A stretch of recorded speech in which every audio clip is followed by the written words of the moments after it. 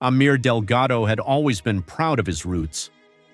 Born in Zamboanga City in the southern Philippines, he grew up in a household where multiple languages flowed freely: Tagalog, English, a little Spanish from his grandmother, and Chavacano, his mother tongue.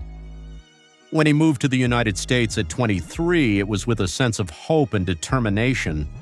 He was quiet but not timid, kind but not weak.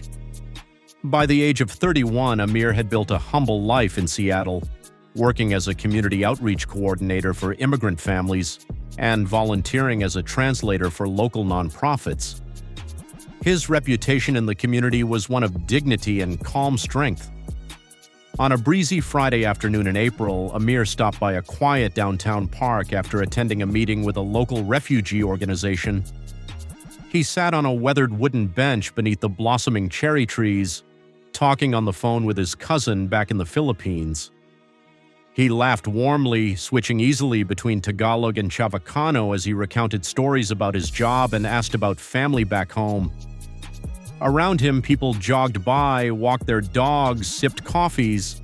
But for Amir, the moment was simple: connection, culture, peace. Officer Caleb Monroe was passing nearby on his patrol. He had been with the Seattle Police Department for 14 years and had long felt that the city was changing too fast. His private complaints often revealed more than his public behavior. "Too many foreigners," he once muttered at a precinct meeting. "No one even speaks English anymore." His resentment brewed quietly but showed itself in moments of power. Monroe spotted Amir on the bench, talking animatedly in a language he didn't understand.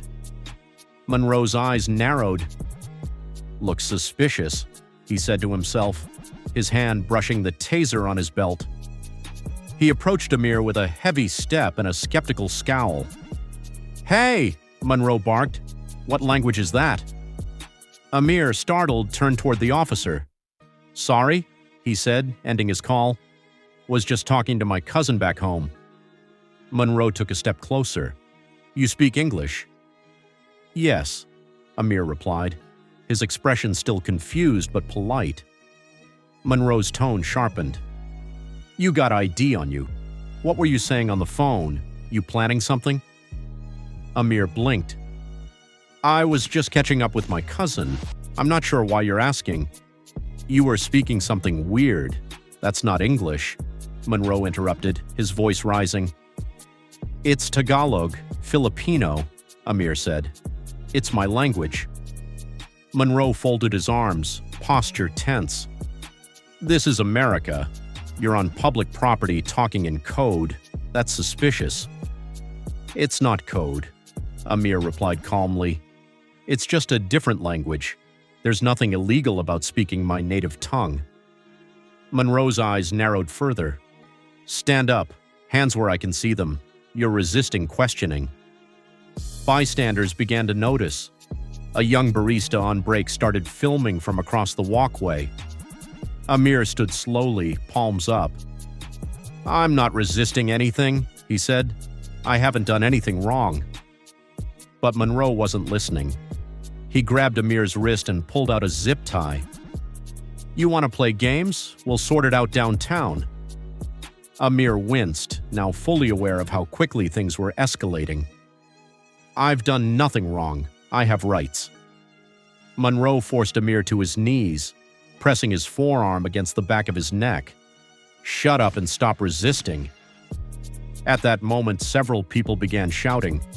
"He didn't do anything!" one woman yelled. "He was just on the phone!" Others began recording. Someone shouted, "This is racial profiling!" The scene unfolded rapidly. Amir restrained on the ground, Monroe barking commands, onlookers pleading for him to stop. Within minutes, 2 more patrol officers arrived, responding to the commotion. One, a younger black officer named Daniels, paused as he took in the scene. "What's going on?" he asked. "He was acting suspicious," Monroe snapped, "speaking in some weird foreign language on the phone. Won't give me straight answers." Daniels crouched beside Amir. "Sir, do you understand what's happening?" I was on the phone with my cousin, Amir said, voice steady but strained. He thinks speaking another language is suspicious. Daniels glanced at the surrounding crowd.